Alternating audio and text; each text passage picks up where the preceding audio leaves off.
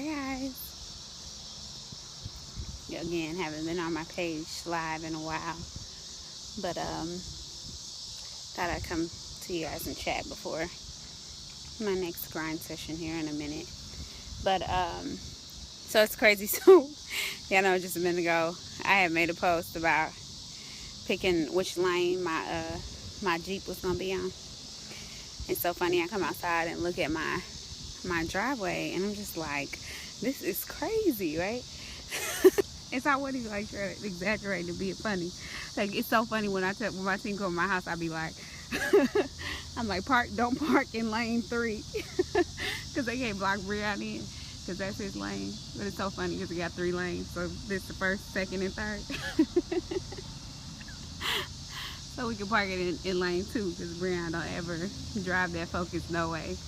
But anyways, so I was thinking, and I actually was going to talk about this morning, but I was late to Monday meetup, and so I didn't want to have them waiting on me any longer than they already were.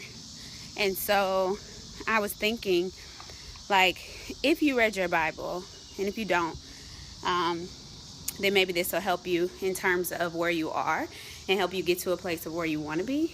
But if you read your Bible, life would just it would make so much more sense, right? So, back in the day, I used to talk about how, like, like things clicking. So, like, for example, if God was betrayed by his disciples, like, what in the world makes you think that people are going to be loyal to you in such a way that they're not going to betray you by no means? Or even like the people that, sorry, you can't see me. There you go. Or even like the people that you thought would never deceive you, wouldn't deceive you, when you read about how many times and how many people who were so close to Jesus like betrayed him. And so think about that in terms of life. Like, if you read your Bible and you read about not only just his wonders and his miracles and all the things that he did for people, but if you read about like the things that people went through. So of course it always ends where God gets the glory, and the people who were there for him, or even the people who weren't there for him, because he shows such grace and mercy. But if you think about it, what did they go through? Like, some of them went through some stuff. Like, the Bible is the most beautifulest story of all times. Like, whether it's love, whether it's life tribulations, or whatever, like, your Bible is your resource. And if you read the Bible, like, so many things make so much more sense when it comes to your life. I'm trying to figure out why people believe that your life is any more like you're special. Like, we're special people. But if God went through things, if Jesus went through things, and his disciples went through things, and everybody that's talked about in the Bible went through things, why do you think you're not going to go through anything? Like, especially people who got like the biggest blessings ever. They had to go through such trials and tribulations, and to be honest, their trials and tribulations were like 20 times worse than anything that we've ever experienced when it comes to life. And it's crazy. I was talking to my team this morning at Monday meetup, and my pastor preached on being at rest, like learning how to rest, like in your spirit, in your mind. When life hits you, like, how can you be in that spirit of rest? And just something to think about.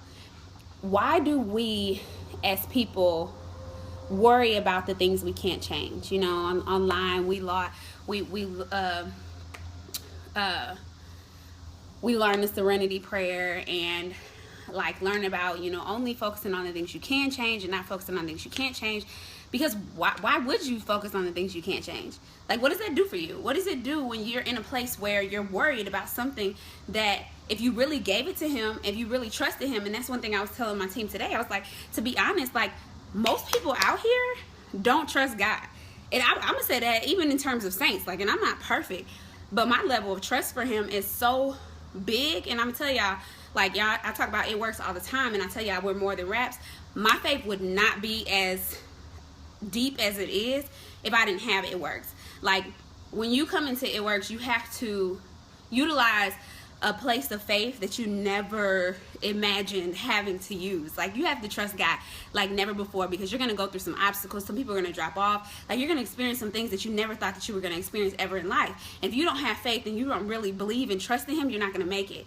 And so I was like, do you really trust him? Like, do people really trust him? I'm trying to figure out how you a saint who come to church every Sunday and you're still struggling with something that you was dealing with 10 years ago. Like, how do you say that you really trust him? And so, like, that's something that really gets me, because where does the maturity come in terms of your faith? Like, where do you realize that, like, how are you reading the Bible and reading about these stories and about how they overcame their obstacles or how they endured but God still blessed? Like, how are you reading these things and you're not applying them to your everyday life? Like, how are you not grasping that? Like, and if you need to, like a lot of people, and I used to talk about this all the time when I first was like really reading the Bible, like for the first time, maybe about 3-4 years ago. Like, I had to go to a different translation, because let me be honest, when we was growing up, like, I had no idea what in the world they was talking about. Like, I'm not a New King James Version person. I am not, by no means, because I couldn't understand it. And so, like, I needed to put myself in a position to where I could understand the Bible. And so my favorite version is the New Living Translation. But sometimes I'll go over to the Message Bible. It just depends, so that I can fully understand what it is I'm reading. And sometimes when you read them, depending on the translation, it'll read just like reading a book. Like, it'll read just like reading a story. And then you'll be able to understand it just that much more. And then once you comprehend it, then it's time to apply it. The same thing as personal development. There is so much personal development in spiritual development. Like, you'll learn so much about life and how you're supposed to handle obstacles and how you're not supposed to handle obstacles, and the mistakes that you don't want to make and the things that piss God off. Like, you'll learn about all these different things. And I think that's just like something that I just wanted to come and encourage you guys today, because if you read your Bible and you start to understand what it is that other people in the Bible experience, why did they experience it? Why do we read our Bible? Like, why do you think the Bible was put there? Was it put there just for us to go to church on Sundays and hoop and holler? No, it was not put there for that. Like, the Bible was put there for you to study it, to understand more about what it was that God did, what he can do, and what he's going to do.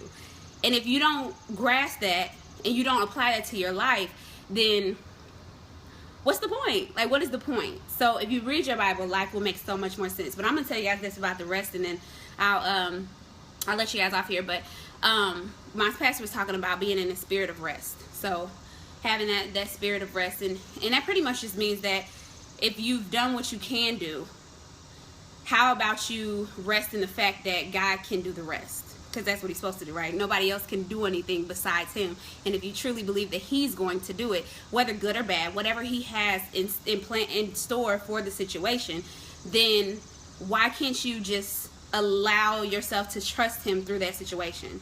So, for example, like, understanding that God is in control of everything, and we're not connected to our worldly possessions. And I think that's one of the biggest things that people struggle with, whether it's people, and people are worldly possessions. They are, and I don't think people understand that.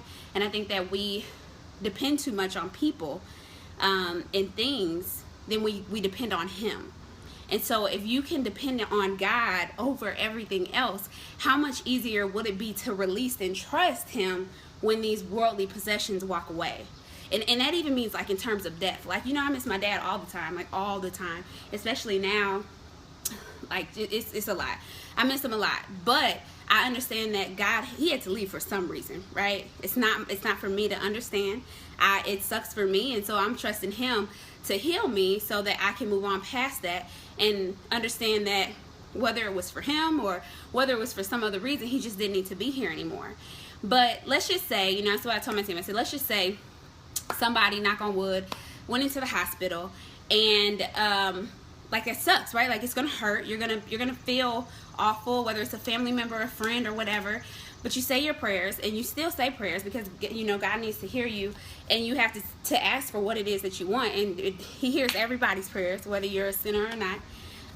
And after that, you have to rest. meaning you have to let it go. You have to let it go. And you have to believe that God heard your prayers and that he's going to do what's best. And then you have to trust that his what's best is what was supposed to happen. And yes, sometimes it's going to suck. Like, it's not going to be what you wanted to happen, but you have to rest in the fact that whatever happens, it's to set you up for a bigger blessing. I mean, who knows? You might have needed to experience that grief to go to the next place where God wanted you to be. And so how can he put you where in this new position if you can't even trust him where you are? But then what is worrying about it gonna do? Like, what is staying up all night worrying about gonna do? So what do you do when you're in those situations where it's like, I can't sleep, I'm stressed out, I'm so in a place of just not peaceful, I'm not in a place of rest, I just can't, my spirit is just all over the place. What do?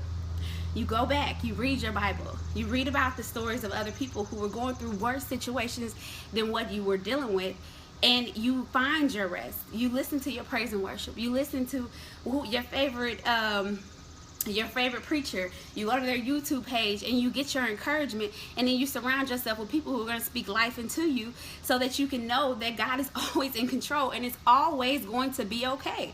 Like, it always is going to be okay. So let me tell y'all, if y'all read your Bible, life will feel so much better.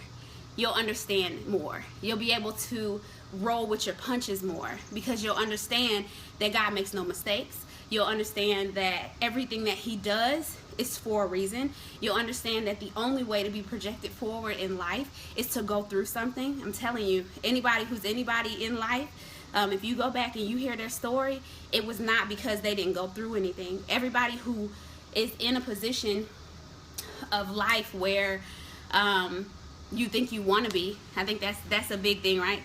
A lot of people think you want to be where that person is because you see the glitz and glam of the payoffs of their struggle, but you can't necessarily say that you do because you don't know their story. You don't know what in the world they had to go through in order to get there. You don't know how many people they lost, whether it was a personal relationship or whether it was the deaths, or you don't know their sacrifices. You don't know how much they haven't slept. You don't know how much has weighed on their heart and they had to get on their knees and pray and ask God to take it because that was too much of a load for them to carry. Like, you have no idea. But if you don't allow yourself to go through that yourself, then there's no way that you'll ever get to a place where you can be there. Like, you asking like, oh my God, Rachel built this big old house. Yes, she did, but baby, this didn't come at no price. And I had to trust God like never before. And yes, the wraps is how I paid for it, but I had to trust God a lot when it came to my business in order to get to this house. And not everybody understood, and not everybody stood by my side, and not everybody didn't tell me yes. I still have people that I see every single day who haven't tried one of my products, even though they're amazing. So just know that if you trust him above everything else, and your Bible should strengthen your faith, and it should make you realize that anything really is possible. Man, I'll be reading my Bible and I'll be like, look, you think that God can't do this? And he used to legit like touch people and their eyes work. Like, you think they can touch the hem of his garment and change their life, and you don't think that he can handle your little weak situation? Like, you're out your mind. Like, you're out of your mind. And so yes, it may take some time. Like, even when it came to having this baby, like, it took some time, and it was frustrating, and it was a lot of tears and things like that. But at the end of the day, he had a plan for me. And if that was his plan for me, I had to be like, you know what, God, like, I don't even like this. Like, this ain't even tight. But I trust you. And I know that my time is going to come. I'm going to keep going to church. I don't stop going to church just because he's not blessing me when I'm ready for him to bless me. I'm not going to think that he's such a horrible God. I'm not going to be mad at him. I'm just going to trust that everything happens perfect in your timing. And so read your Bible, man. It took some people years. Like, how old was Sarah? Like, come on, think about that. Like, listen to Hannah's story, you know. But when you read your Bible, it makes life so much easier. So my advice for you today is go find a Bible that you understand and that you can read so you can learn this beautiful story that can project you to the next level, so you can understand how amazing he is and how trusting him and how their stories can get you to a place that you can trust him in your life and know that everything that you're going through is not in vain. So I'm hot. I don't know why I decided to do this live outside with my pregnant self, and Sam is here. So I'll see you guys later. Bye. Oh.